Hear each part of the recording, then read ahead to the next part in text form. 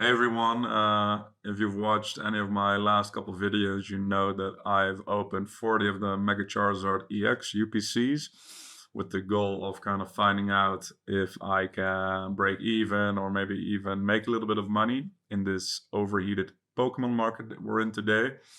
The chance gods have not been very forthcoming. I think we did quite poorly on ripping all the packs. We ended up opening 720 packs in total, so that's 20 booster boxes worth.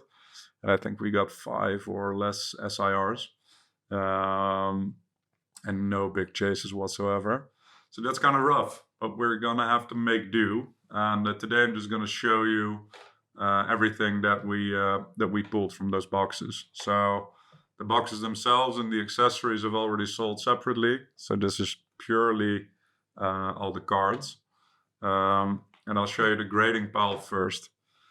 So we did pretty poorly there. So outside of the promos, I've really kind of scraped the bottom of the barrel, but I only kind of found 5 cards worth grading or potentially worth grading. So we got a nice Ivysaur from Mega Evolutions with good centering.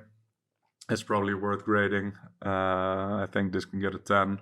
Not a very big value card, but oh well. And the Piplup, yeah, controversial pick.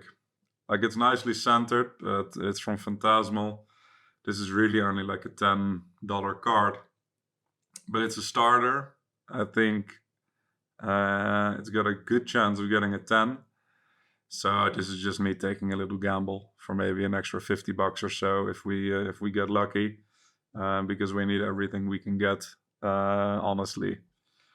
And then Destined was a little bit kinder to us, so we've got a good Team Rocket's Crobat, a good Mewtwo Full Art, and the same as the Ultra Rare Mewtwo Full Art in gold. So we're gonna be sending those in. And next to that, well, I've already taken you through this pile in one of the original videos. We have all the promos. So we've got a little bit more than 20 Oricorios that I think can get a 10. I was a little bit strict on these. And I think this pile was 27 Charizards. And from what I remember, it was 19 Charizards that I was quite confident about, and 8 maybes. But I think for these, it's worth gambling on the maybes. Whereas with all the Oricorios, I just listed all the maybes as singles. And I've already sold all the Mega Charizard promos that I'm not grading. And most of the Oricorios, I think I have a couple left. And I'll show you that right now. So I made a box that's only got the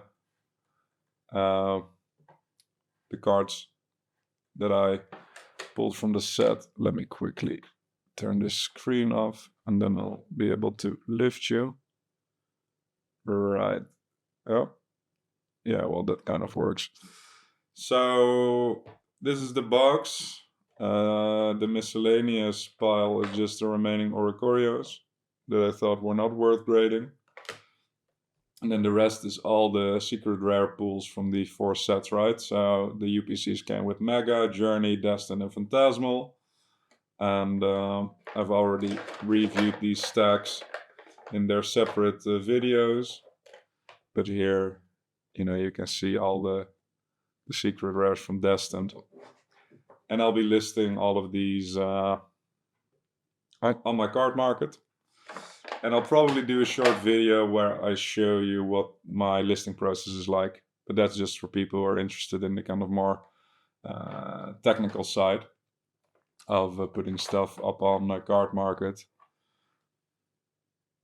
But these are just, all the secret rares, the full arts, you name it.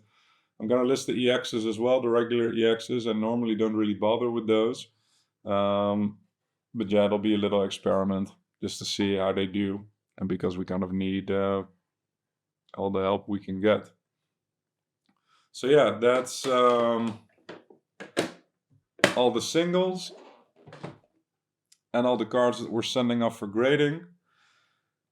And then I'll show you all the bulk as well. but I need to pick up the camera for that. All right, so here we have all the bulk boxes. I put all the sets together. So these three are Journey, Phantasmal, Mega, Destined, and a little bit of a mix box. I think this one isn't completely full just because not everything fit perfectly. Yeah, and this is just, all the packs that we've ripped. And these I'll be selling as bulk boxes. So you can put them on Card Market, all the singles separately, but it's not really worth it. It's a lot of effort. And well, if you really put up everything, then you might be able to charge a little bit more. But typically, whenever I put stuff like this online on eBay, you can charge around 2 to 3 cents per card. And people will just buy them in bulk. And these are people that go to conventions and or maybe list them all separately, and they'll try to sell them for like 10, 20, 25 cents, maybe 50 cents for a specific reverse holo or regular EX. But that's a very, time-consuming, high-effort game. So I'll be listing these in bulk. Yeah, so that's really it for today. I'm a short video. I just wanted to show you the total haul. So I'm going to be listing all of the singles. I'll make a video on that. Just for Card Market behind the scenes purposes.